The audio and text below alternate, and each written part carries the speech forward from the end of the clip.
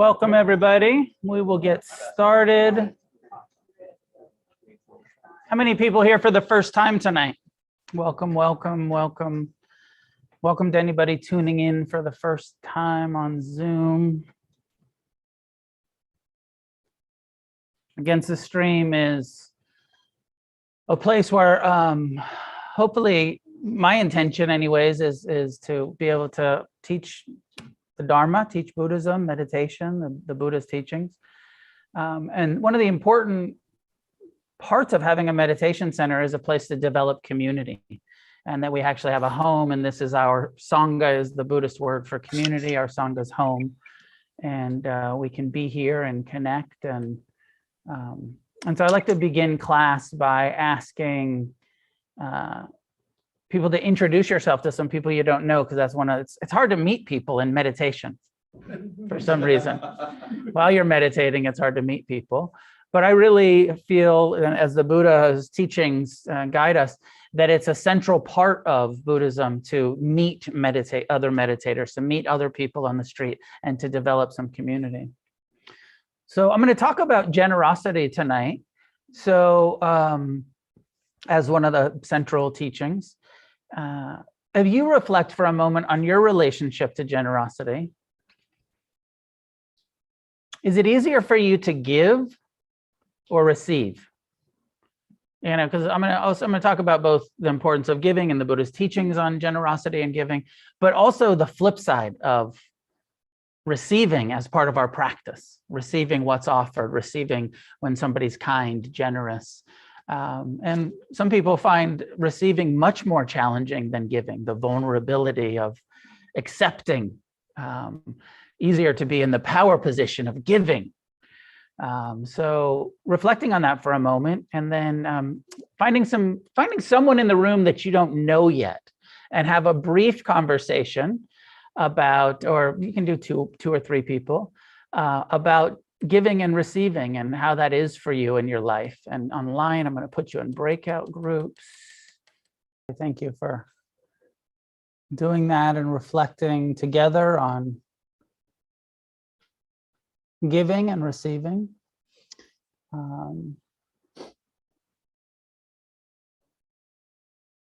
Some ways meditation is an act of giving all of our attention to ourselves and also receiving it. And so there's a way in which it's this generous act of, I'm going to sit here and be uncomfortable and deal with my mind and whatever it's doing and sensations, and I'm going to give my full attention to my moment-to-moment experience, and then I'm also going to receive it. I'm going to let my own attention be received, and my own intentions of kindness and of compassion and of forgiveness. And so I think we can frame meditation as an act of both giving and receiving. And maybe there's a more complicated conversation about which part of us is giving and which part of us is receiving, and who's the meditator, who's meditating, who's receiving it, who's so we won't go down that rabbit hole right now, but we will have a period of meditation together. So find a way to sit that's upright, relaxed.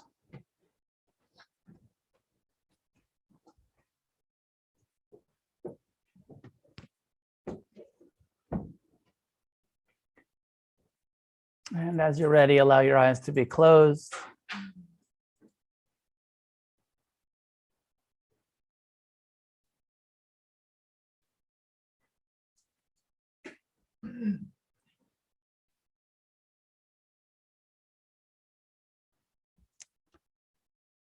And give your full attention to the present time experience.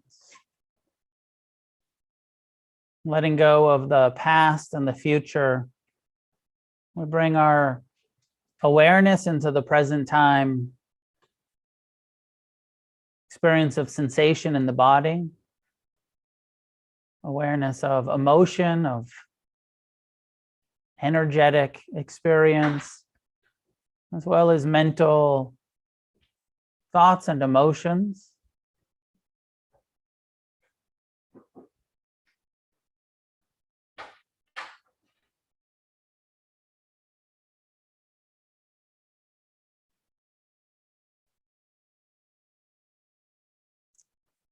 establishing an intention to be patient, to be kind, to be accepting,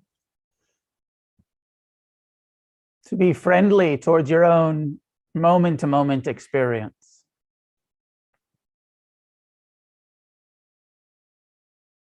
Trying not to set up meditation as another thing that we can fail at,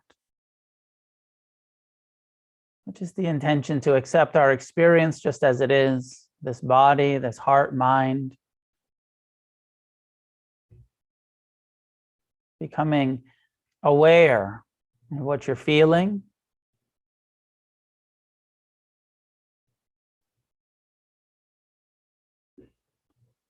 with an attitude of friendliness and acceptance.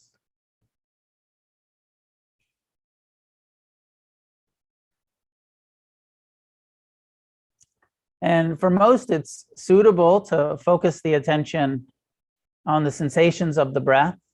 Let everything else recede, the thoughts, the other sensations, the other sense doors. Bringing the sensations that the breath creates to the foreground as the focus of our attention.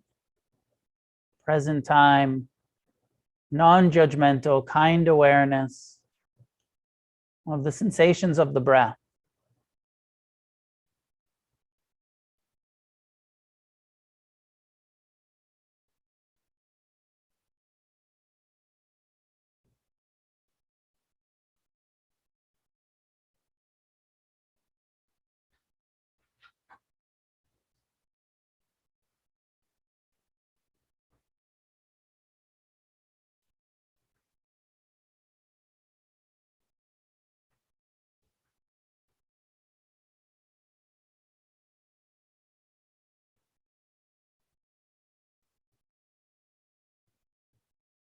Breathing in, know that you're breathing in. Receive the sensations the breath creates.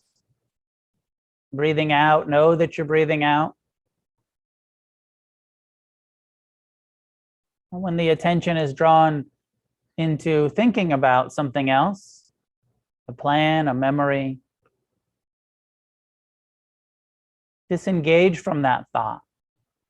Gently return the attention to the breath.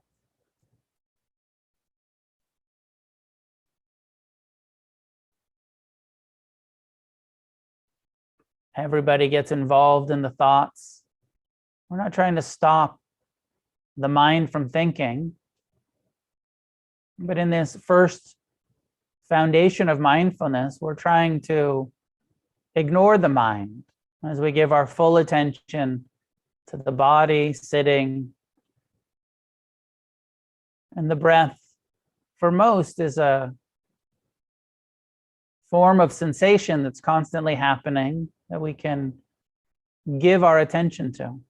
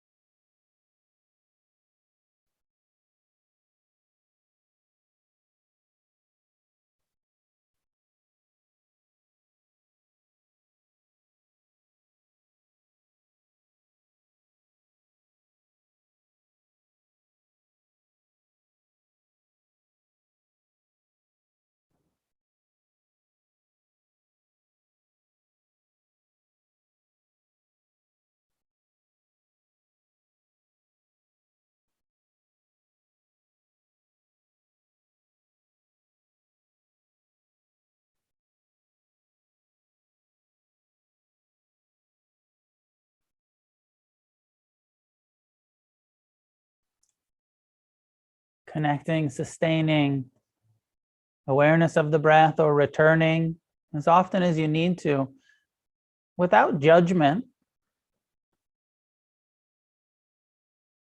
with patience and perseverance, investigating the sensations of the breath.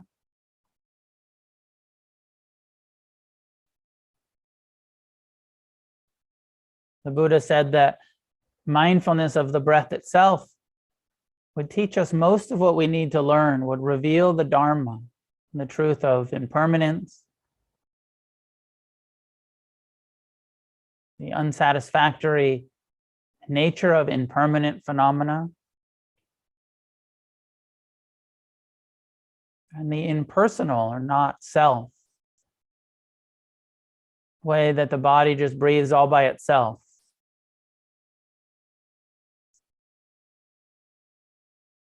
No breather, just sensation being received by awareness.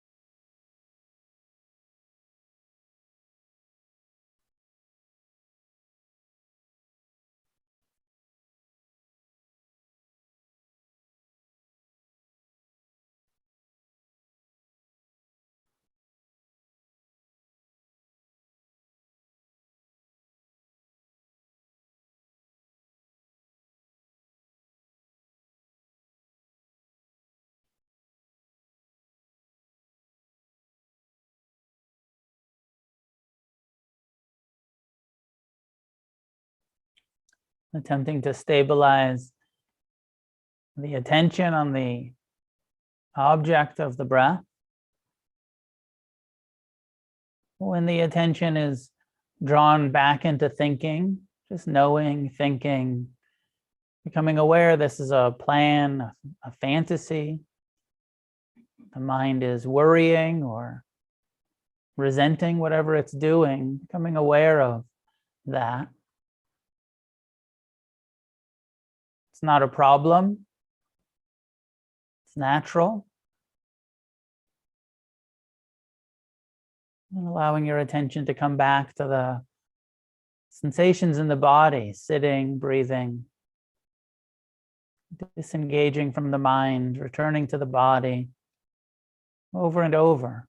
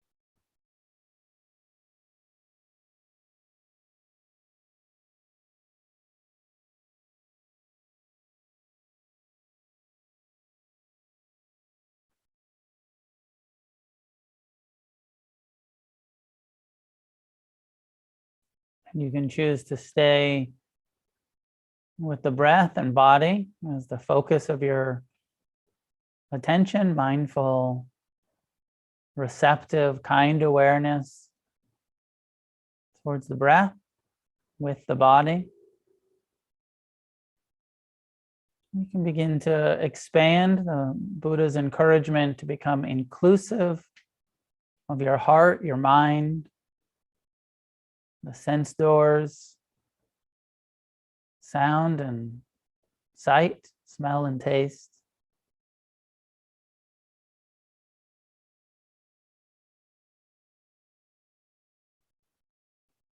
Rather than ignoring the mind, treating the mind just as you do the breath, as you receive the breath arising, passing, becoming aware that thoughts are also arising and passing.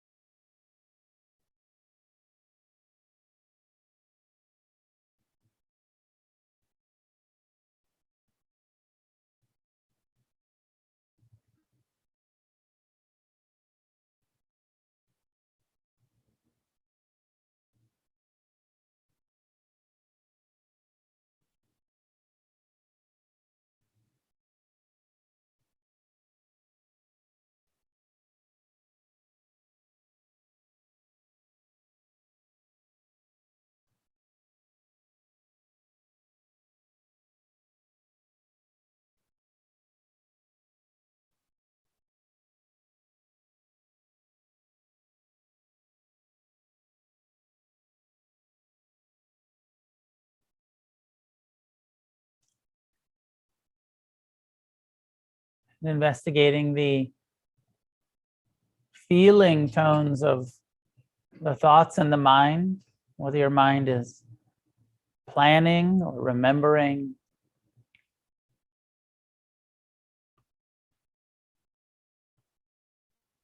How do the thoughts feel? Is it a pleasant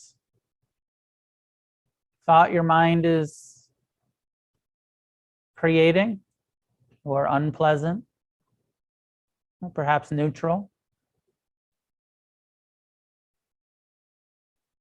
When sounds or sensations in the body, images arise, something calls for your attention, inquire into the feeling tone. Is this pleasant or unpleasant or neutral?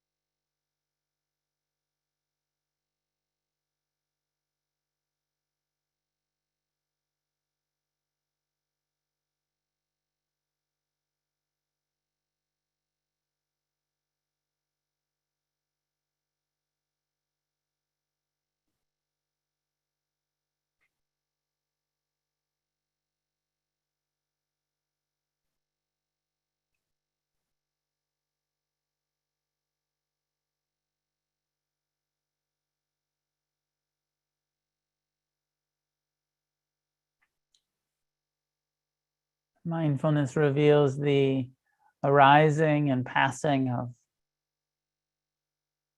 pleasant, unpleasant, neutral sensations in the body, in the heart, in the mind, the sense doors.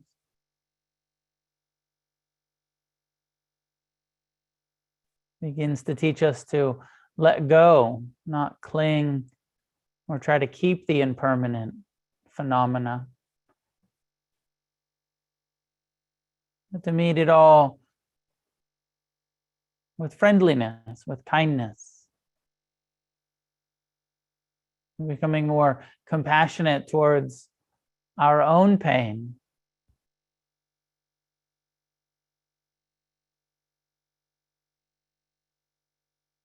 becoming less attached to our own comfort, pleasure.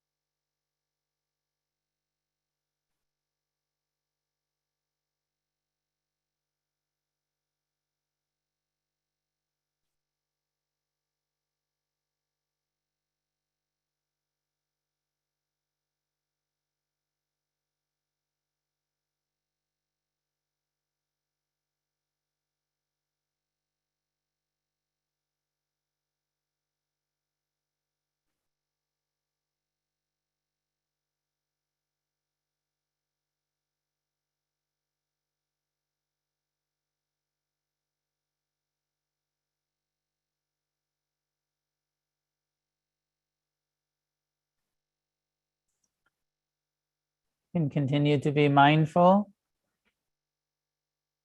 You can spend the last few minutes doing loving kindness, saying to yourself, may I be happy just as I am. May I be at ease just as I am.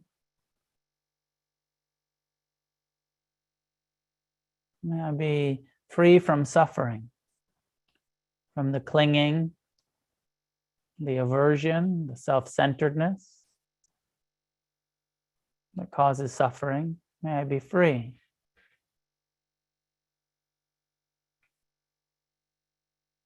May I be happy. May I be at ease. May I be free, over and over, as a generous aspiration for yourself.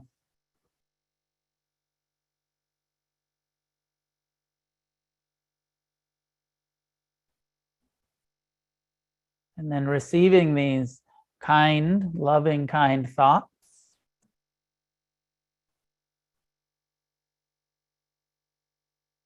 as much as you can. Remembering your worthiness of your own kindness.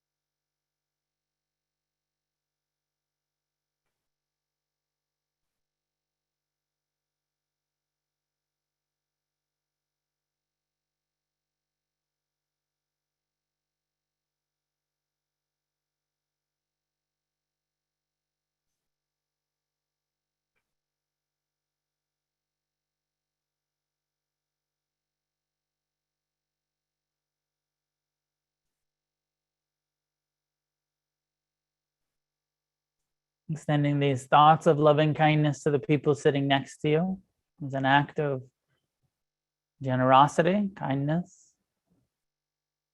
Just as I wish for my own ease, freedom, happiness, I also wish for your freedom from suffering. May you be at ease.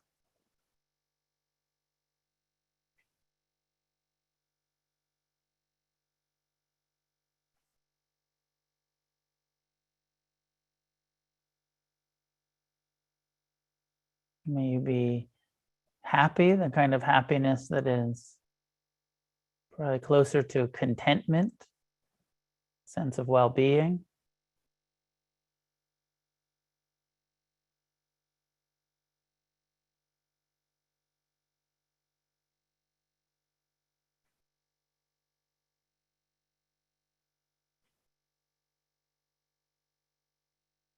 Include the whole Sangha in your well-wishing. Everybody here in the room tonight, everybody joining on Zoom.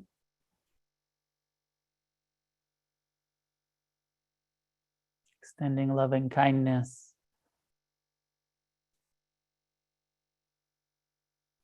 to the whole community.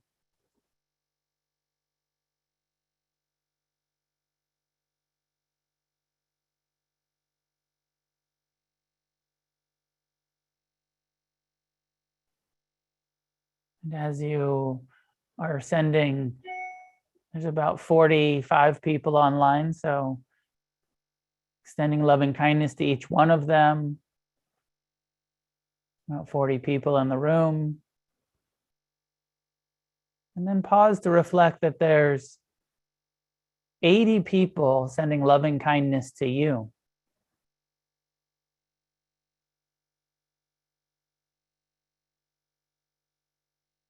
Wishing for your happiness. Wishing for your freedom, for your ease. And just breathe that into your heart, receiving.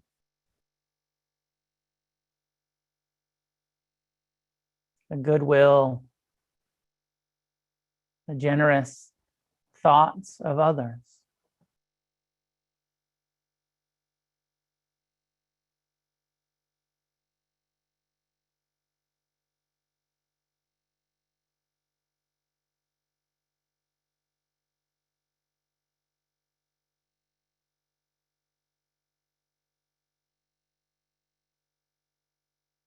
And then as a community all together, extending this loving kindness outward in all directions.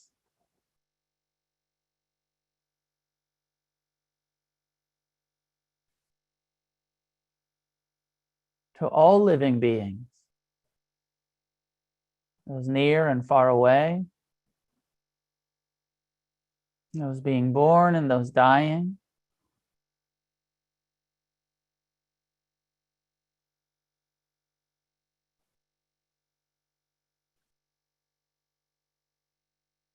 The friendly and the unfriendly, the wise and the unwise, the kind and the unkind met with loving kindness.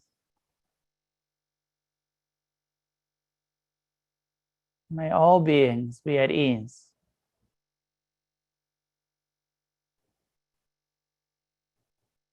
May all beings be free from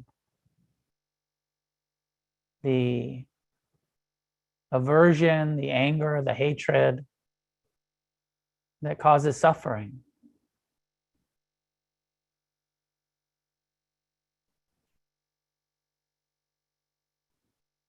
May all beings experience the true happiness that is possible to experience in this lifetime.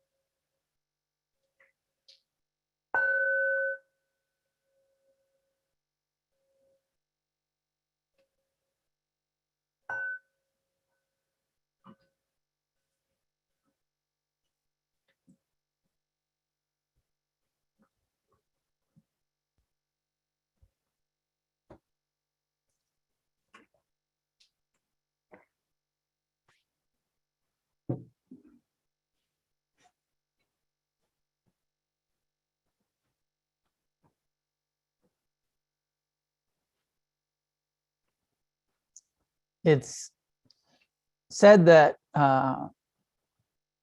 often the Buddha's first teaching, when people came to him seeking enlightenment,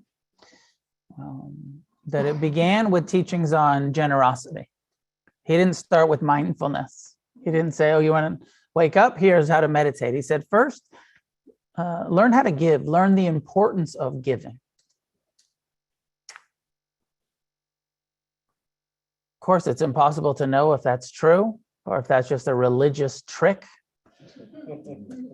to try to trick people into supporting the monks and nuns, the Dharma centers. It's impossible to know if it's true, but let's assume that it's true, that the Buddha started with teachings on generosity and that this is the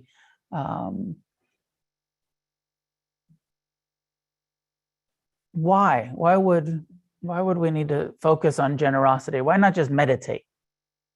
Why is giving so important? And so I've asked myself this question, and maybe you have some thoughts about it.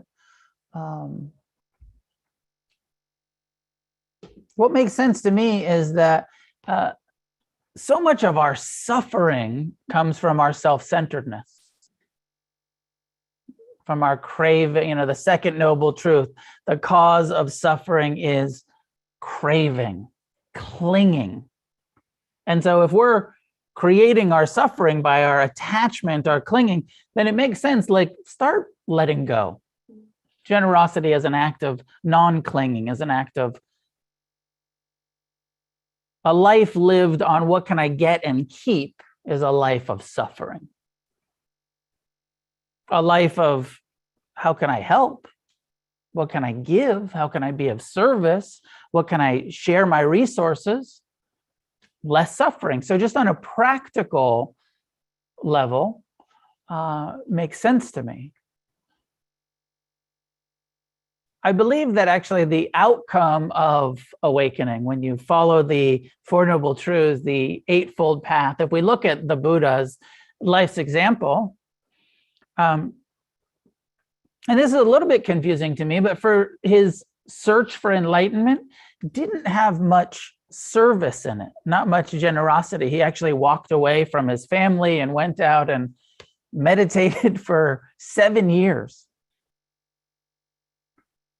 And when he came to his awakening, he then spent the rest of his life, over 40 years, giving the Dharma, sharing, teaching the importance of generosity, giving away his time, his energy, setting up a community that nothing was charged for, everything was free, the teachings were freely offered, and intentionally setting up a community where the monks and nuns, the renunciates, were dependent on the generosity of others. They weren't allowed to work. They weren't allowed to have money. They weren't allowed to keep food overnight, which set up a system of generosity and dependence where, in order to eat, someone had to give it to you. Somebody had to put the food in your bowl. I don't know if you know this, but in the Theravadan monastic system, you can't even say, help yourself to that, food over there. They can't take it unless you hand it to them. And part of the perspective there is that the Buddha understood the importance of us giving and also of receiving. And if you're a renunciate, that dependence and that I'm going to live on the alms, on the generosity of others. Interconnected, interdependent relationship.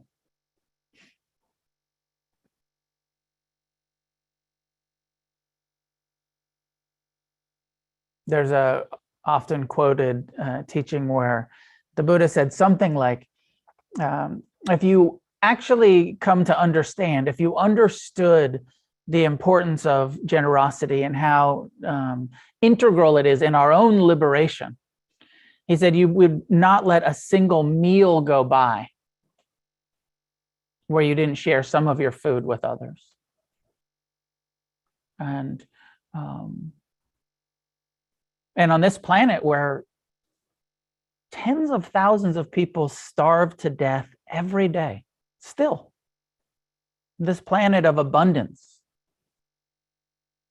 Children are starving to death, just like they were 2,600 years ago in the time of the Buddha. He understood that. He saw the poverty. He saw how, people were clinging to their food and not sharing it, and clinging to their wealth and not sharing it. And here we are 2,600 years later, and, in the kind of most abundant culture on the planet. And there's plenty of poverty right here in this culture. And people don't have enough food. And certainly on other parts of the planet, there are people who are literally starving to death every single day, thousands and thousands of people, mostly children, dying because there's not enough food for them. And it's not that there's not enough resources. Plenty of food. We humans, we're part of it. We want to kind of separate ourselves, right? But we humans aren't letting it get there. The greed, the hatred, the self-centered I, me, mine doesn't let the resources get to where they need to get to. So that's meant to bum you out a little bit. Look at the reality, and you hear that. When I hear that, I'm like, yeah, fucking generosity is important. It can also feel this feeling of like, well, how do I help? What can I do? I'll share my food, but who do I share it with? How do we get the food to the other side of the planet where it needs to go?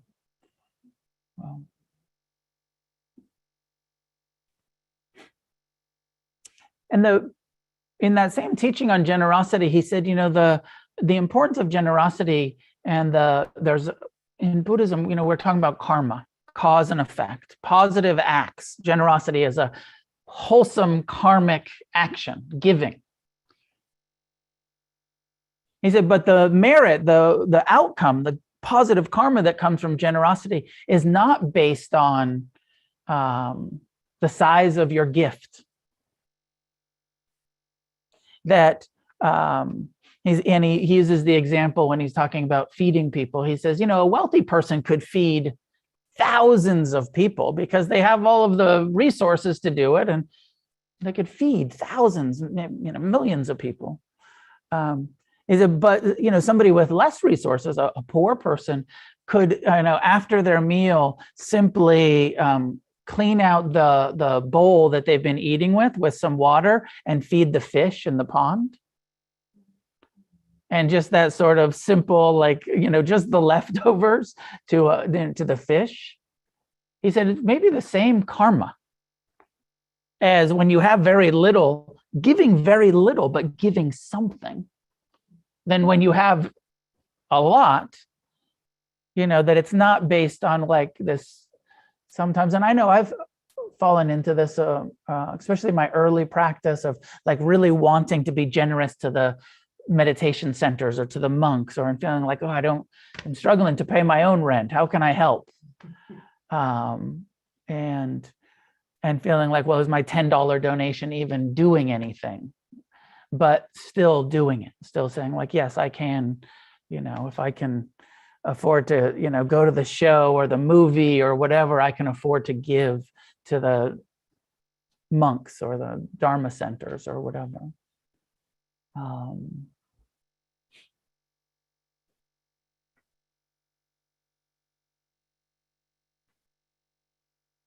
I feel like generosity and the karma that the breaking the self-centeredness, some of it is literally monetary and giving. And it's an interesting question, like how much of your income do you give away? Is there a percentage? I know in some spiritual and religious traditions, there's like an encouragement, 10%. Do any of us actually give 10% of our income? Maybe some of you give more than that. Maybe some of you But is that even on our radar? Giving 10%. I didn't do it, but there's I thought I was going to do it, but then I never really followed through with it. I think my ex-wife was doing it for a little while, where with our kids, doing a thing where you say, here's your allowance, and your allowance is, let's say it's $15. You get $15, and you have 3 jars or 3 shoe boxes or whatever. And 5 of that, you have to split the 15 into 3 parts. And 5 of that goes into, you can spend it on anything you want. That's your 5. And 5 of that goes into, you have to give it away. You get to choose where you give it, but this is to be offered to someone else. You don't get to keep it. And then 5 is invested. 5 for the future, 5 for now, 5 for someone else. And, just as something for us to think about, our relationship to money, our relationship to, nope, all 15 is for me, and I'm going to spend it all on myself. I'm not going to invest shit. I'm going to spend it. Or maybe you have the mentality of like, no, I'm putting all of that away. $13 gets invested, $2 for me. I need to have lots. I can spend 2. 13 gets, put away. Looking at our own relationship to money and generosity and spending and donating and investing. And,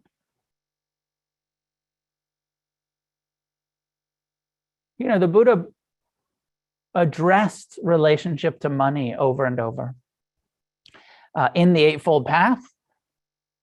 As part of our path to awakening, the importance of earning money in a way that's not causing harm to anyone else, right livelihood.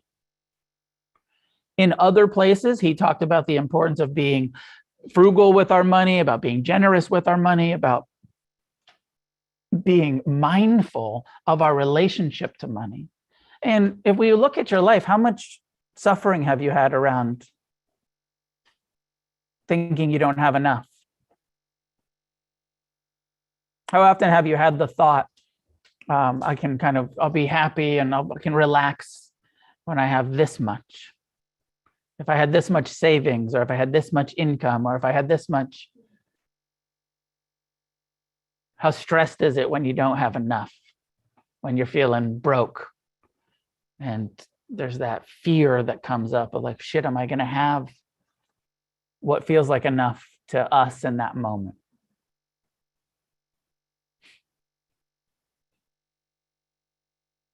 And how often have you got to where you thought you'd be happy? I remember that, like being young, and when I started making $20 an hour, I was like, man, I'm fucking killing it. $20 an hour I was working in hospitals for a long time. I was like, and then I work the night shift, I work overtime. I'm making in my 20s. I'm like, I'm making $30 an hour. I'm fucking rich. So good. I can totally go to Thailand next year. I'm saving it, going on retreat. I've got plenty of money, making like 50 grand a year and thinking like, yes, this is amazing. And then later being like, fuck, I'm only making 50 grand a year. I can't even pay rent, especially on the West Side.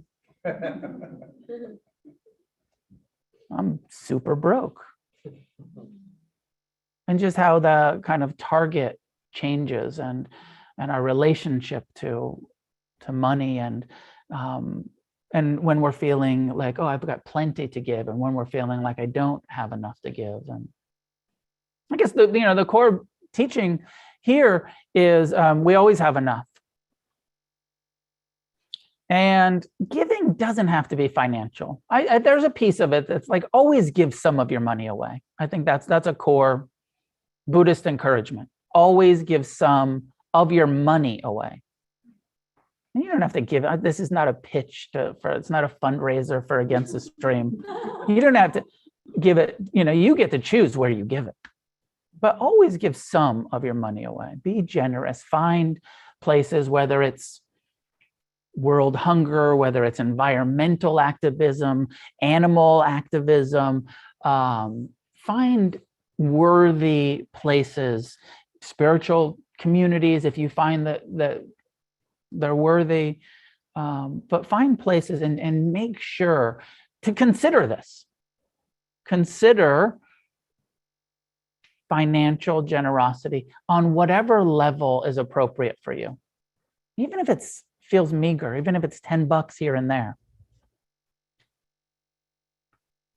Beyond donating and financially sharing our resources with others and worthy recipients, the importance of service, and I feel like generosity, and some of this I learned from Buddhism, a lot of this perspective I got from recovery, addiction recovery, and the importance of breaking our self-centered tendencies, I, me, mine, by saying, how can I help? Can I be of service to you? Can I listen? Can I take you to a meeting? Can I take you to detox? Can I take you to coffee? Just giving our energy and our awareness to each other. Can I show you what I've done? Sponsoring, what we call in refuge recovery, mentoring, picking up the phone. The importance of, sometimes people here at the meditation center often have said, I don't have much money to donate, but can I help clean up? Can I be of service to this community? Beautiful to do that. Like, it doesn't have always, our generosity doesn't always have to be monetary. Sometimes it's just time and energy and being of service in that way.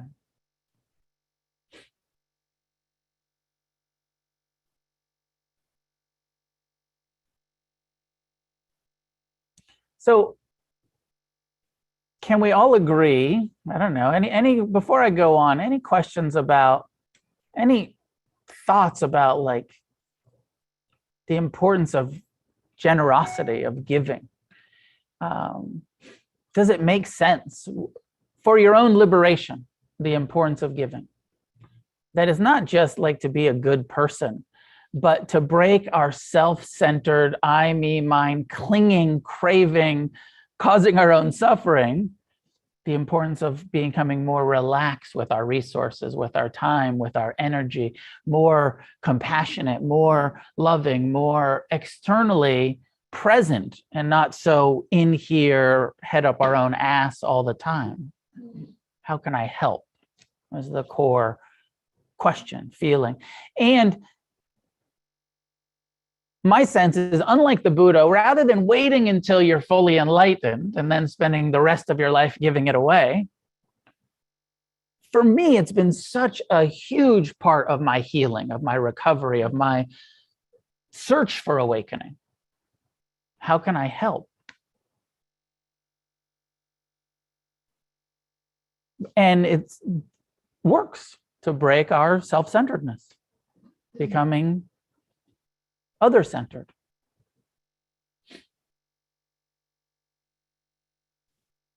My father, in his book Gradual Awakening, he said the greatest gift is the act of giving itself. Traditionally, 3 kinds of giving are spoken of. There's beggarly giving, which is when we give with only one hand, still holding on to what we give. In this kind of giving, we give the least of what we have and afterwards wonder whether we should have given at all. You ever have that sort of like generosity remorse? Did I leave too big of a tip? Should I have given that away? Maybe I should have kept it. A little bit of remorse. Another kind of giving is called friendly giving, in which we give open-handedly. We take what we have and share it because it seems appropriate, and it's a clear giving. Then there's the type of giving that's called kingly giving, queenly giving. That's when we give the best of what we have, even if none remains for ourselves. We give the best we have instinctively with graciousness. We think of ourselves only as temporary caretakers of whatever has been provided. as owning nothing. There is no giving. There is just the spaciousness which allows objects to remain in the flow. He goes on to say, we've all experienced these kinds of giving in our lives, giving from us and giving to us. We all know what it feels like when we hold on to what we give, when we're giving attached to a particular response to the gift. Will I be loved because I gave this gift? We're attached to ourselves being the giver. It's not such a wholesome giving. We've also given when we felt it was just right to let something go into another's hands. Just let it flow right through. That's the kind of giving that comes through people who are healers. They don't hold on to it. The life energy moves right through them. There's no one healing. There's just healing coming about. That's the kingly kind of giving. More generally, as we grow into ourselves, we find ourselves giving, sharing open-handedly and honestly. That feels good. That brings us to the kind of friendship, the kind of love that nurtures our growth. Indeed, giving can become a whole practice in itself.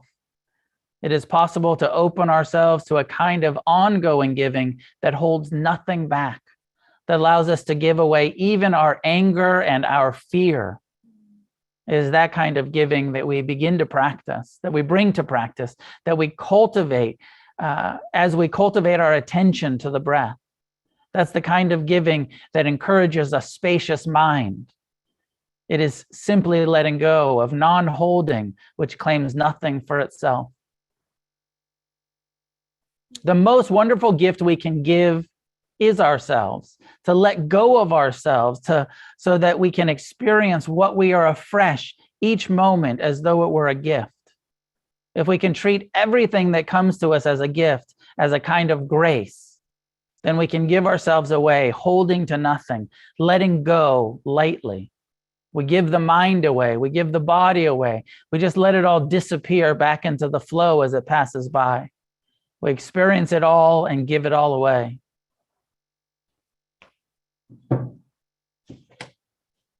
So these three different, and we can all relate of like, yeah, sometimes I'm giving sort of open-handedly, sometimes I'm having some remorse. Sometimes it's just like easy, let go. But it takes practice. You know, I don't know how many of you kind of came to meditation, recovery, wherever you're coming from, already into giving. I didn't.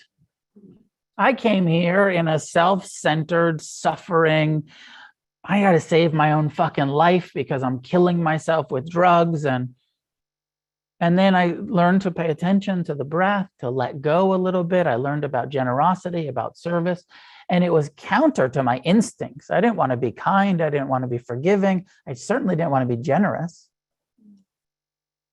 But I trusted what I was experiencing, what the teachings were, and the direct experience. And then slowly, over the years, it became easier to give and more natural. So let's flip the conversation a little bit. You get it. Generosity is important. You get it. How about receiving? And if you're not good at receiving, maybe some of you are really good at it. You're like, yeah, totally feel worthy. Give me gifts. Shower me with your attention and your gifts. Some of you. Probably not that many of us feel that way. Actually, often for people, it's more challenging to receive. More vulnerable, more dependent, more. Now, if you've ever found yourself trying to talk somebody out of doing something good for you or giving you something, and you kind of say, no, thank you, I'm good. Is that part of your, I'm good, I don't need it. Or somebody's trying to praise you, or somebody's trying to, and there's a resistance, and there's a like, I don't want to hear it. Keep it to yourself. Stop paying attention to me. I don't deserve it, right? Consciously or unconsciously.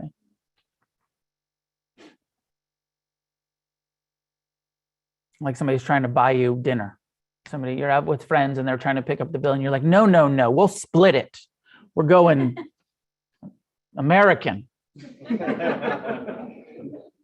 Splitting it. and not allowing somebody to be generous to you.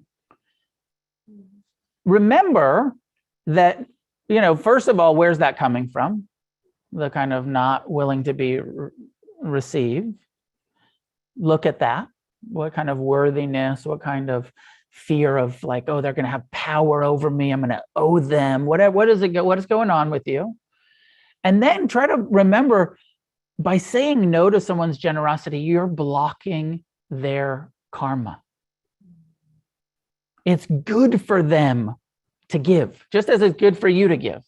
Giving is good. So when we don't allow people to give to us, we're blocking their ability to create some karma that they might really need. That's how I fuck with people when they say, no, I was like, come on, I really need the karma. Please allow me.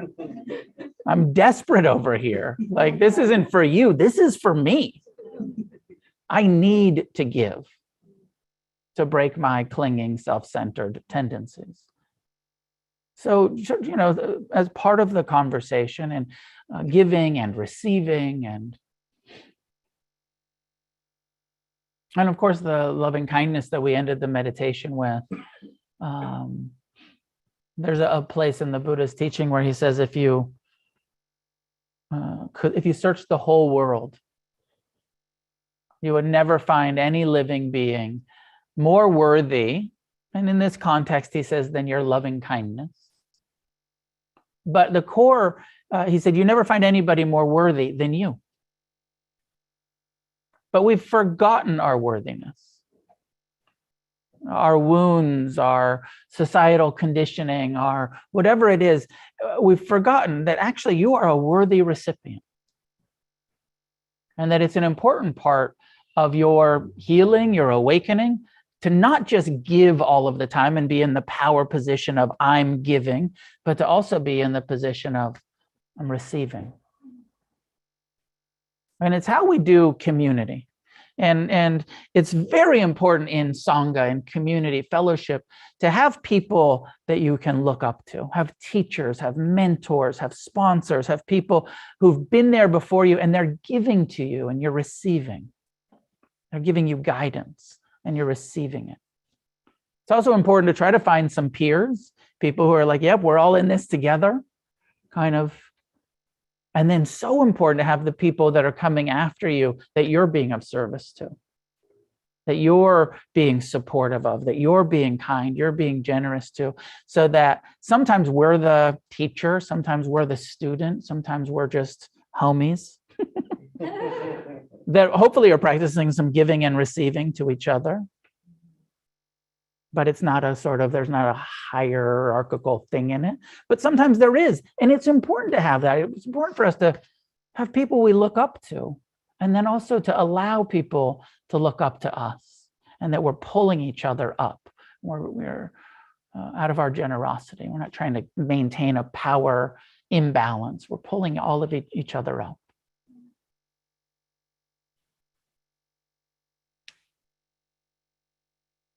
Giving, receiving.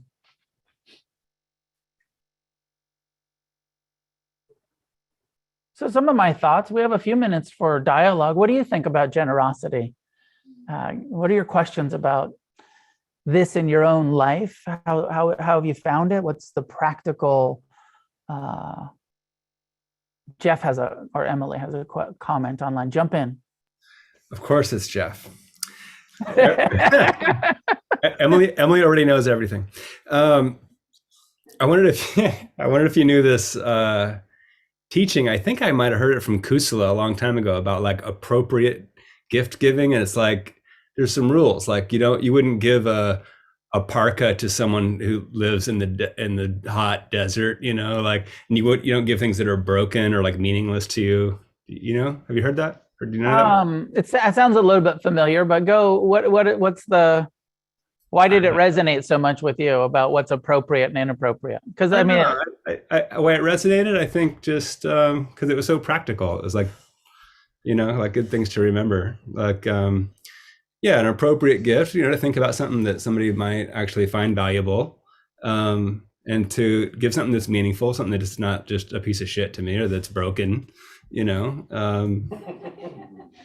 Yeah, I just like it with like when the Buddha comes up with basic rules of like, you know, common sense. That's all. Well, and I'm not sure, you know, Kusala, who Jeff's referring to as a monk.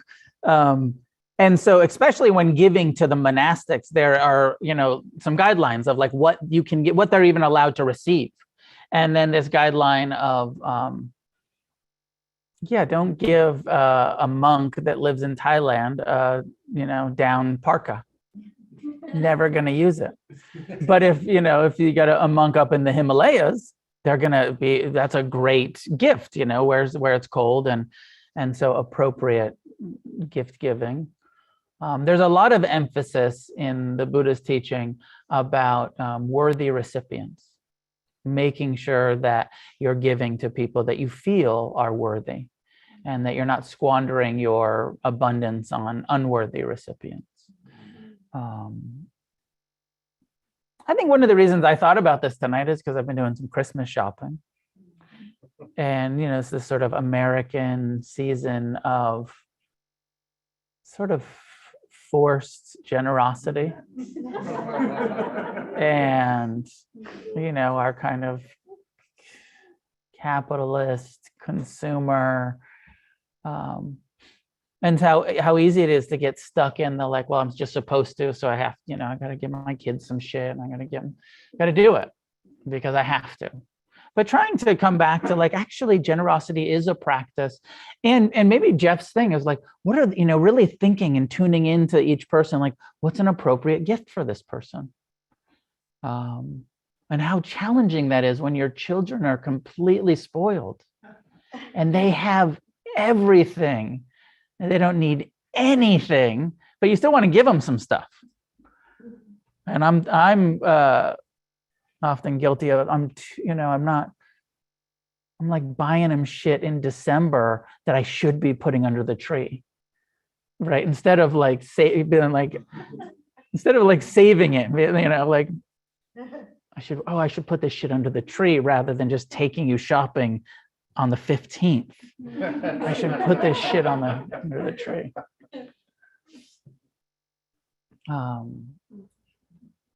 But trying to turn this sort of holiday into part of your practice and awareness around giving and please, Jonathan. Yeah. Please accept because I need the karma to be able to give just because you're expecting that karma. Is that not just a fine line? Well, I mean, my dad, Stephen, referred to that a little bit. And so there is this perspective, the kingly perspective, which is like, I'm not expecting anything, and selfless giving. Great to aspire to selfless giving. And if you're there, awesome. But if you're not there, don't let it stop you from giving, right?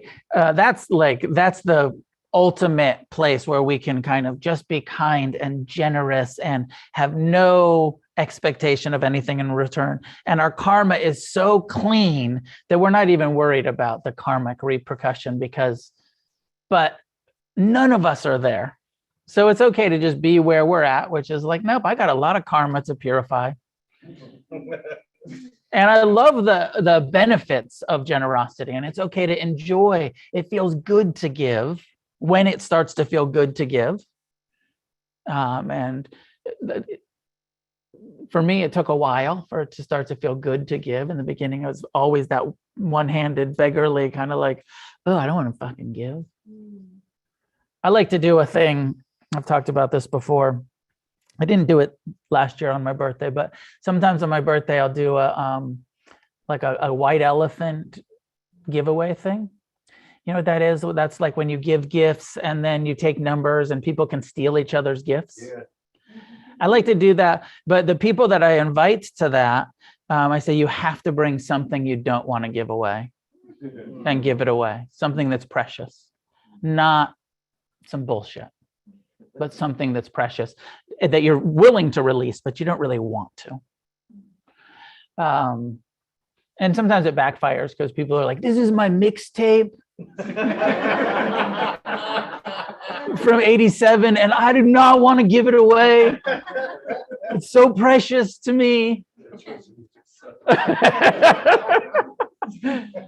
This is a postcard from the 77 Pistols tour. Okay. Nobody wants that but you. Please. Yeah, so I had a question about, I guess, like being self-supporting through your own contributions, and as far as like receiving some tradition. Yeah. I guess, like, what's your, sort of like being able to set like financial boundaries with other people or meeting people halfway. Like, it can be complicated in relationships. Right? Yeah. I feel like maybe how that will apply here, right, to us as individuals, of like, absolutely, we want to try to get to a place with right livelihood, this factor of the Buddhist path, where we are self-supporting, self-sufficient, so that we actually have enough to be generous. And hopefully in relationships, friendships, relationships, you want to be around people that also have that ability to be self-supporting through their own contributions. But there is something in my experience too, you have to have boundaries at some point. But I know, like, there's been times in my own life where I wasn't self-supporting and I relied on the generosity of others, whether it was family or friends, and then later when I became self-sufficient, then I could be the person that gave back. So there is something about that cycle of generosity. And then there's a whole conversation about enabling and when the kind of worthy recipients, and when are we giving to somebody who's smoking crack with it and like not a great idea to continue to give to them, and when is the most generous thing to say no, actually, because so it's complicated. But I like that perspective for sure of I think it's totally in line with the Buddhist teaching, unless you have become a monk, which is you're going to spend your whole life not self-sufficient, totally dependent upon the generosity of others. It's part of the vow of poverty that the Buddhists take. But those of us who are financially independent use our resources to be of service to them, and then they use their resources to be of service to us with the teachings and the kind of upholding of the Dharma in that way. Like Against the Stream as a model, we're a nonprofit organization that can't pay our own bills because we don't have any income. We don't sell any. Well, I try to sell T-shirts, but nobody really buys them. But we don't, right? We don't have a product. We have the Dharma. And I'm up here every Monday night giving the Dharma away, and you come in and you get to decide whether or not you give or don't give. And it's such a different model than, or you tune into Zoom and you get to decide whether or not you follow the link and make a donation or you don't. And it's the kind of pseudo monastic nonprofit model, which is, we're going to give you the teachings. We're going to make this available, and you get to decide how much you want to support it. We're dependent on your donations. And if people, I've been doing this for over 20 years, and if people weren't generous, we wouldn't continue to have meditation centers. But people value it and keep being generous and keep paying the rent and supporting the nonprofit and making the donations. Jeffrey, go ahead and jump in, and then I'll take last two questions.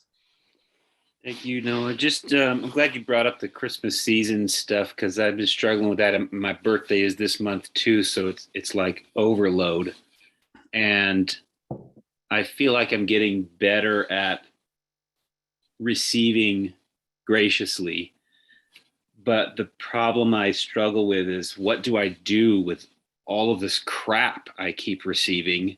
And not to be disrespectful to the gift givers, but there's a lot of just stuff you accumulate, and I'm working on like moving stuff out of my house, and then there's like a constant influx coming in. So stuck between graciously receiving, but also having all this property that I want to get rid of, but not wanting to throw away a gift that somebody gave me. Is this making sense? Yeah.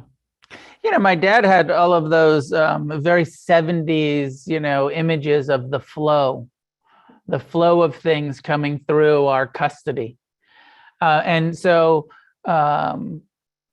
regifting is a really good idea a lot of the time. I don't know how long you have to hold on to something out of respect for somebody giving it to you, but at some point it's yours. Once you've received a gift, it is yours to do with as you wish. And my own opinion on this is fine to pass that on, to be like, this is stuff that I don't really need, don't really want, but maybe somebody else does. This is an opportunity to just let that kind of flow through my life rather than sit on the shelf. Let it go, pass it on to someone else that might really appreciate it or need it. And looking at the guilt or whatever it is of like, ooh, I'm supposed to keep it. And how would I feel if somebody... I was just in Santa Cruz and my mom gave me a skateboard and it wasn't the one I wanted.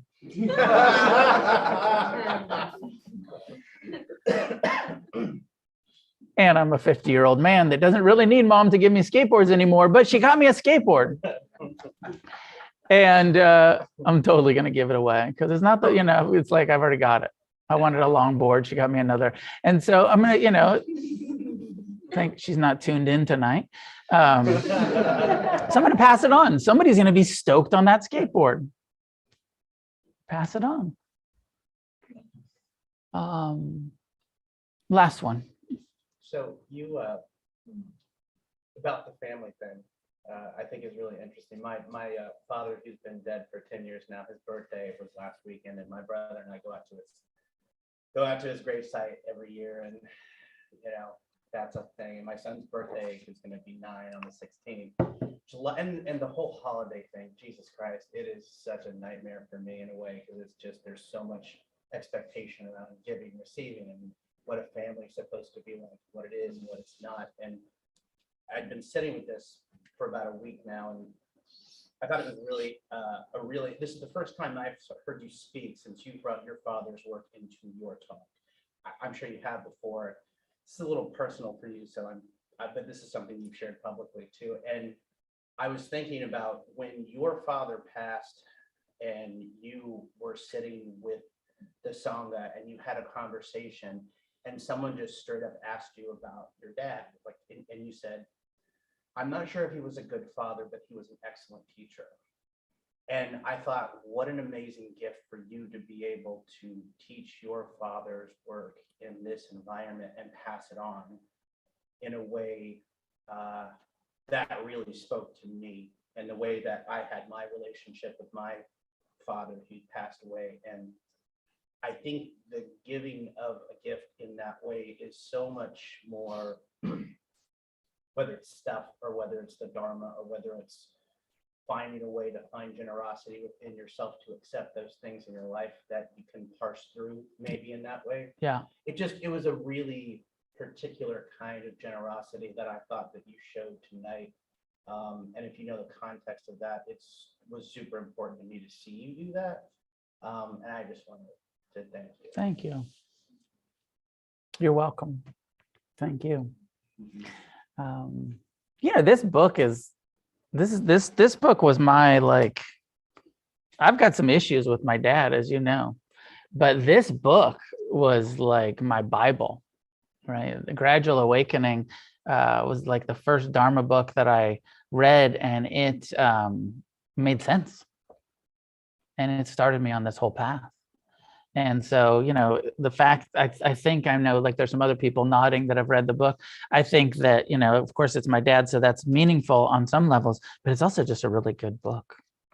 And so even though I have some dukkha around my father and his death and his subpar parenting and all of that stuff, I still really appreciate the teaching so much.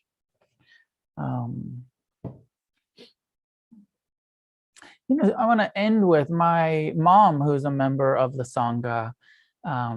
is in the hospital and had a surgery, and it didn't go well. And she's like, they're keeping her longer and they have to do another surgery. And so it's been kind of heavy on me these last couple of days and today. And so I'd like to end with a kind of group. We always offer merit at the end.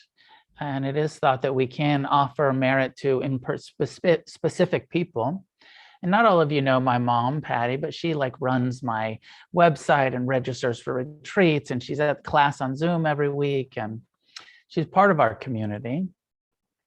So if you'd gather the merit from our class tonight and just maybe send her some loving kindness and some generosity of heart, just think about Patty, who's up in the hospital in Stanford and Palo Alto, and having some difficulty with her heart and healing, and some any goodness that comes from our class tonight, our meditation, our discussion of the Buddha's Dharma, be shared with Patty up there, and then also outward in all directions with all other living beings as well. So may each one of us do what needs to be done to find the freedom we seek. And together, let's start a revolution. See you next week. Class is done by donation. Please be generous. I don't need to belabor that point. And see you next week at home.